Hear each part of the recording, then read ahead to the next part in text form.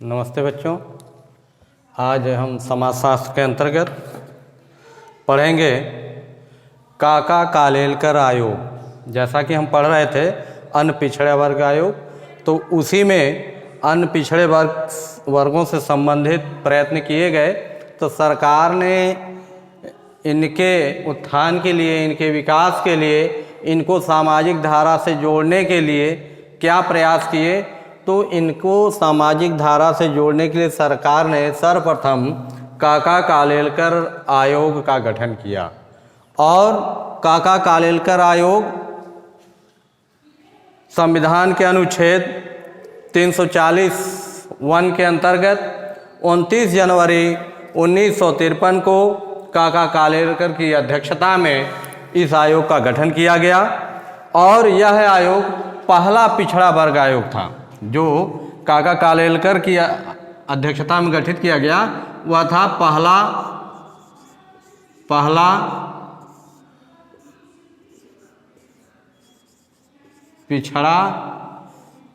पहला पिछड़ा वर्ग आयोग।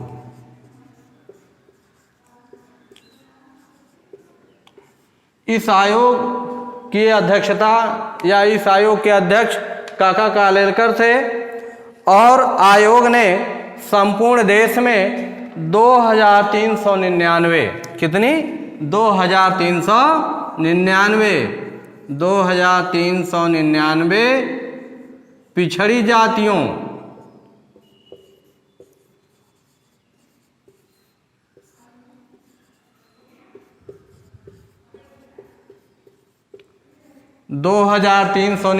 पिछड़ी जातियों की एक सूची सहित एक सूची बनाई और उसे 30 मार्च 1955 को इनकी जो एक सूची बनी, उस रिपोर्ट के आधार पर इन्होंने 30 मार्च 1955 को 30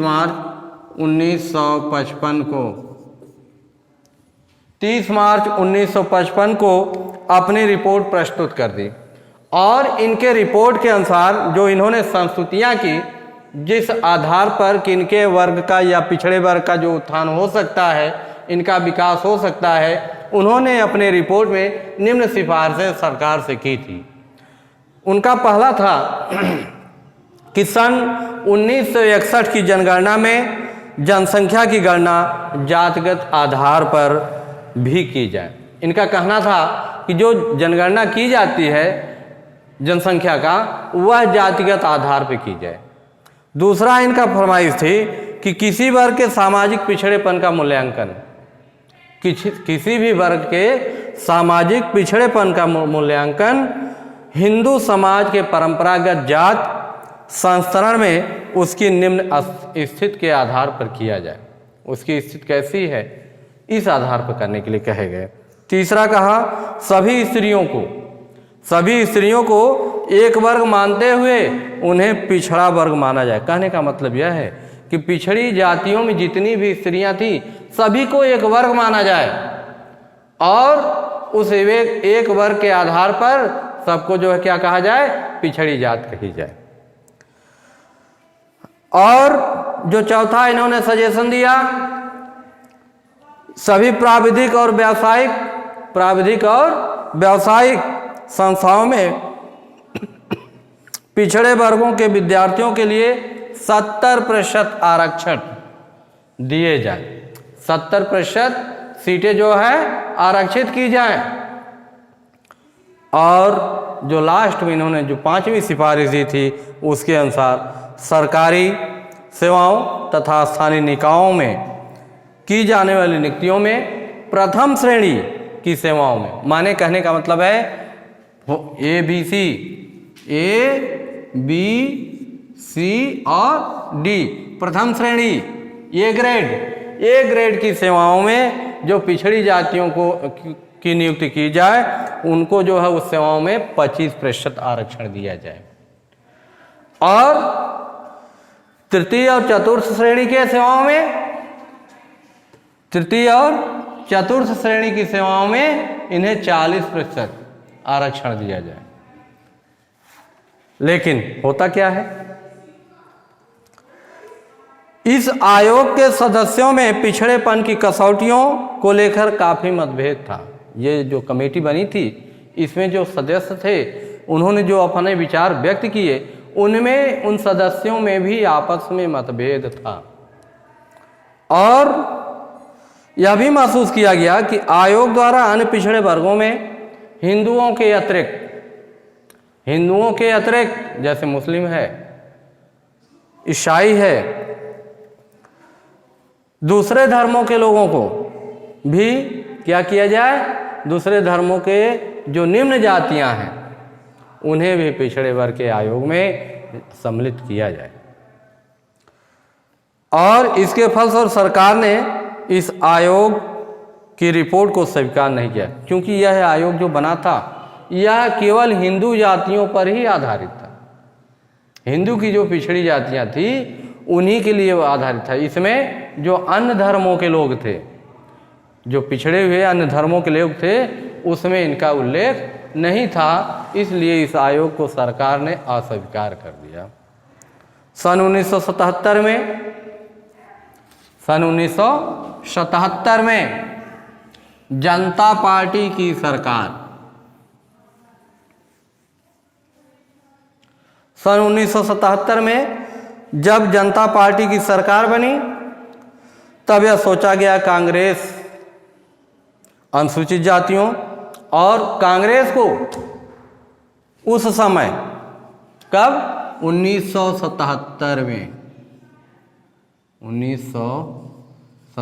में जनता पार्टी की सरकार, जनता पार्टी जब 1977 में जनता पार्टी की सरकार बनी कांग्रेस के, तो कांग्रेस ने सोचा, इस पार्टी ने सोचा कांग्रेस को अनुसूचित जात और अनुसूचित जनजात का पूर्ण समर्थन प्राप्त है, अधिक से अधिक समर्थन प्राप्त है। तब इनके अंदर एक विचार आया, इन्होंने कहा कि इनसे भी अधिक जनसंख्या वाले, ये जो अनुसूचित जात हैं, अनुसूचित जनजात हैं, जनता पार्टी की सरकार ने कहा कि इनसे भी जो अधिक जनसंख्या वाले पिछड़े वर्गों को सेवाओं में आरक्षण देकर इस वर्ग का राजनीतिक लाभ प्राप्त किया जाए।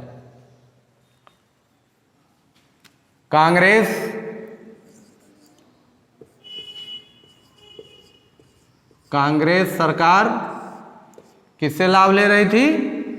अनुसूचित जात और अनुसूचित जनजात से, अनुसूचित जात से और अनुसूचित जनजात से।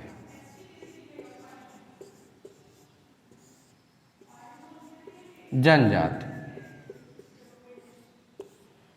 ये कांग्रेस की सरकार इन दोनों को, या यूं कह लें कि इन दोनों जातियों का समर्थन कांग्रेस को प्राप्त था। तब जनता पार्टी की सरकार ने सोचा कि इनसे भी बड़ी जो जात है, इनसे बड़ी जात कौन सी थी? पिछड़ी जात। उन्होंने कहा कि इनको भी आरक्षण देकर राजनीतिक लाभ लिया जा सकता है। और इसके फलस्वरूप इन्होंने क्या किया? इसके फलस्वरूप इन्होंने 1 जनवरी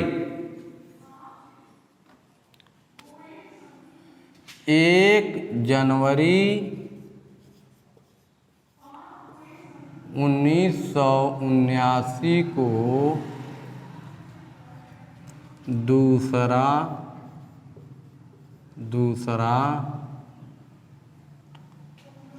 पिछड़ा वर्ग आयोग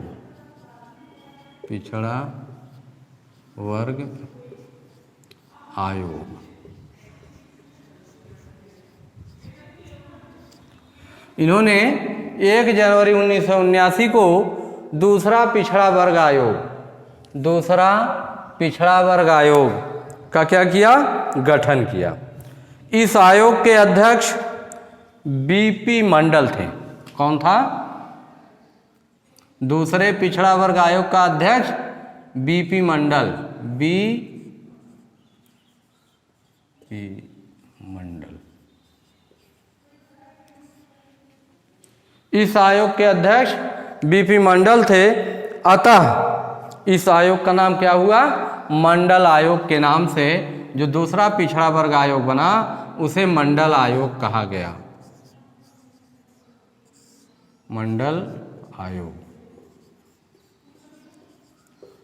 और मंडल आयोग ने दिसंबर 1980 में अपनी रिपोर्ट प्रस्तुत की। आयोग ने पिछड़े वर्गों के चयन के लिए सामाजिक, शैक्षणिक तथा आर्थिक क्षेत्र से 11 कसौटियों, 11 बिंदुओं पर क्या किया? अध्ययन किया। इसके साथ ही पिछड़े वर्गों के विकास के लिए अनेक सुझाव दिए। अध्ययन करने के बाद इन्होंने पिछड़े वर्ग के विकास के लिए अनेक सुझाव दिए थे। उनमें पहला है सार्वजनिक क्षेत्र तथा सरकार द्वारा, सार्वजनिक क्षेत्र तथा सरकार द्वारा आर्थििक सहायता प्राप्त करने वाले सभी प्रतिष्ठानों में पिछड़े वर्गों के लिए क्या किया जाए? 27%, कितना? 27% आरक्षण दिए जाए। 27% स्थान आरक्षित किए जाएं। और दूसरा, पदोन्नत के लिए भी यदि प्रमोशन होता है तो उसमें भी 27% आरक्षण स्थान आरक्षित किए जाएं। तीसरा, पिछड़े वर्ग के विद्यार्थियों को वैज्ञानिक, प्राविधिक और व्यावसायिक श्रेणी की सभी संस्थाओं में 27% आरक्षण दिया जाए। कहने का मतलब यह है कि इनको सभी सेवाओं में 27% आरक्षण की सिफारिश ये मंडल आयोग ने की थी। पिछड़े वर्गों में साक्षरता बढ़ाने के लिए एक समयबद्ध योजना लागू की जाए। इन वर्गों में अपने परंपरागत व्यवसाय से संबंधित जो लोग कुटीर उद्योग स्थापित करना चाहते हैं, कुटीर उद्योग, छोटे छोटे उद्योग, जो लोग कुटीर उद्योग स्थापित करना चाहते हैं उन्हें तकनीकी सहयोग और आर्थिक सहायता दी जाए। गवर्नमेंट द्वारा उन्हें तकनीकी सहयोग और आर्थिक सहायता भी दी जाए। जिस तरह अनुसूचित जातियों, अनुसूचित जनजातियों को, ऐसे अनुसूचित जाति या जनजाति जो भूमिहीन हैं उन्हें सरकार द्वारा भूमि वितरण किया जाता है, पट्टा दिया जाता है, उसी तरह से पिछड़े वर्ग में आने वाली वे जातियां जो भूमिहीन हैं उन्हें भी भूमि का वितरण किया जाए। अप्रैल 1982 में जब मंडल आयोग की रिपोर्ट संसद के पटल पर रखी गई, उस समय कांग्रेस की सरकार थी। 1982 में कांग्रेस की सरकार थी और इस रिपोर्ट पर, मंडल आयोग के रिपोर्ट पर न तो उसने मंडल आयोग की रिपोर्ट को स्वीकार किया न ही अस्वीकार किया। कहने का मतलब यह है, रिपोर्ट तो संसद के पटल पर रखी गई, लेकिन इस सरकार ने, कांग्रेस की जो सरकार थी, न तो इसे उसने उसके पक्ष में अथवा उसके विपक्ष में कोई भी बात देने से कतरा रही थी, अर्थात नहीं कुछ कही। और दिसंबर 1989 में दिसंबर 1989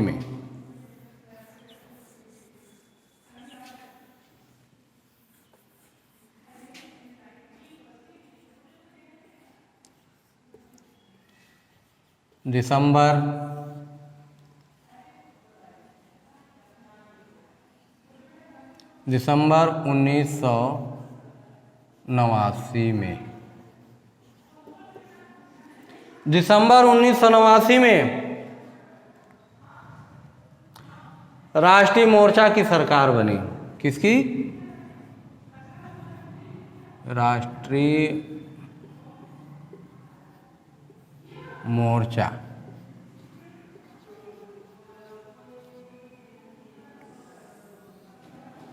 इसमें दिसंबर 1989 में राष्ट्रीय मोर्चा की सरकार बनी और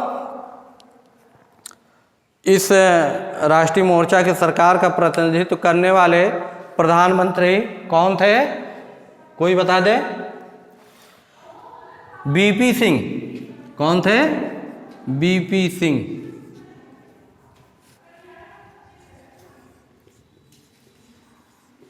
बीपी सिंह।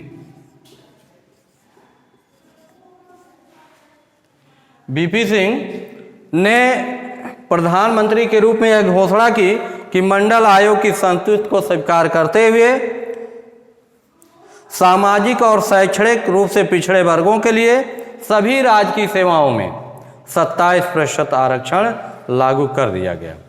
कहने का मतलब यह है कि बीपी सिंह जब आए, प्रधानमंत्री बने, उस समय पिछड़े वर्ग के लिए 27% आरक्षण दिया गया या लागू किया गया। पुनः जून 1991 में, जून 1991 में कांग्रेस की सरकार बनी और जब ये मंडल आयोग की सिफारिशों के तहत ये 27% आरक्षण पिछड़े वर्ग को दिया गया, उस समय इस आरक्षण का खूब पुरजोर विरोध हुआ। सभी क्षेत्रों में लोग आत्महत्या करने लगे, हिंसक प्रदर्शन करने लगे। अनेक संगठनों की ओर से राज्य और केंद्र द्वारा लिए जाने वाले निर्णयों को सर्वोच्च न्यायालय में चुनौती दी गई। ये जो 27% आरक्षण पिछड़े वर्ग को दिया गया, इसके खिलाफ अनेक संगठनों ने सर्वोच्च न्यायालय में याचिका लगा दी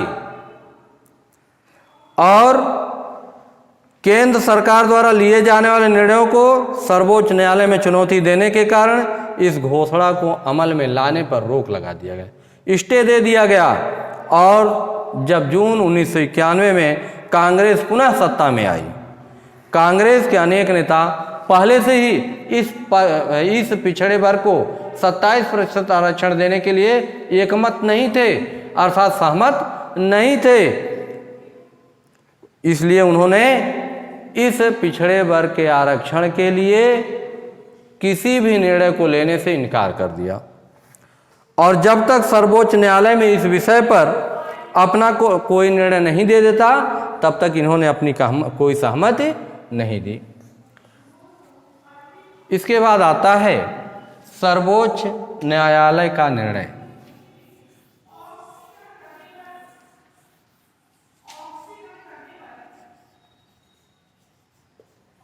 सर्वोच्च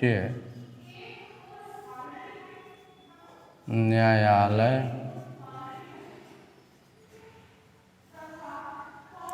का निर्णय।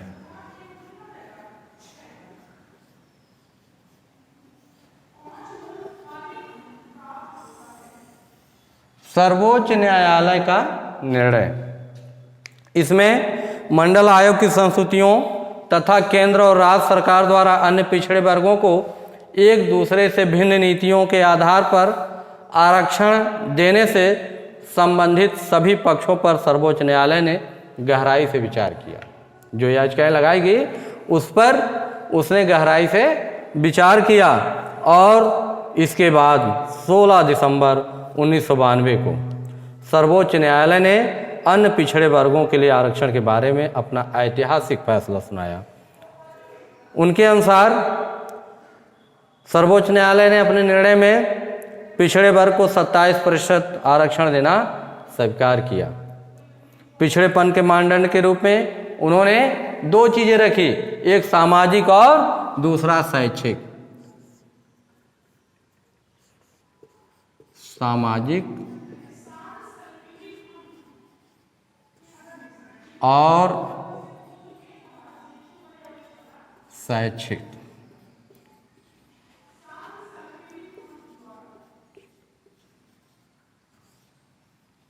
सामाजिक और शैक्षिक, या यूं कह लें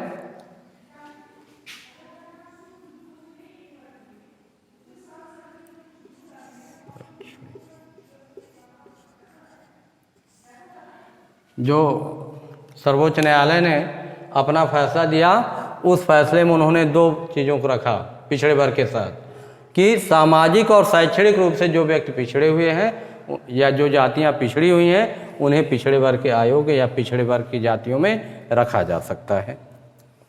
पदोन्नत में आरक्षण को उन्होंने सही नहीं माना। मंडल आयोग ने जिन 3473 जातियों को अन्य पिछड़े वर्गों में सम्मिलित किया था, सर्वोच्च न्यायालय ने उस सूची को भी अस्वीकार कर दिया और निर्णय के अनुसार पिछड़े वर्गों से संबंधित जातियों में भी उन लोगों के लिए भी आरक्षण नहीं किया जो संपन्न है। कहा उन्होंने, सर्वोच्च न्यायालय ने यह कहा कि जो लोग इसमें संपन्न हैं ऐसी जातियों को पिछड़े वर्ग का आरक्षण नहीं दिया जा सकता है। पहली बार सामाजिक और शैक्षणिक रूप से पिछड़े वर्गों की आवाज़ को सुनने के लिए केंद्र सरकार ने मार्च 2017 में एक सामाजिक और शैक्षिक पिछड़ा वर्ग का गठन किया है। यह आयोग अपने स्तर से पिछड़े वर्गों की पहचान करेगा तथा इसे संवैधानिक दर्जा दिया जाएगा। साथ ही पहले से चल रहे पिछड़ा वर्ग आयोग को समाप्त कर दिया गया क्योंकि इसे संवैधानिक दर्जा प्राप्त नहीं था। कहने का मतलब यह है कि जो पिछड़ा वर्ग है इस पर दूसरी आयोग ये केंद्र सरकार 2017 में ले आई है और यह पिछड़ी जातियों के उत्थान के लिए, विकास के लिए, उनकी तरक्की के लिए जो अध्ययन कर रही है और इसी के आधार पर इनके जो है विभिन्न सेवाओं का लाभ दिया जा रहा है। बाकी अगले दिन।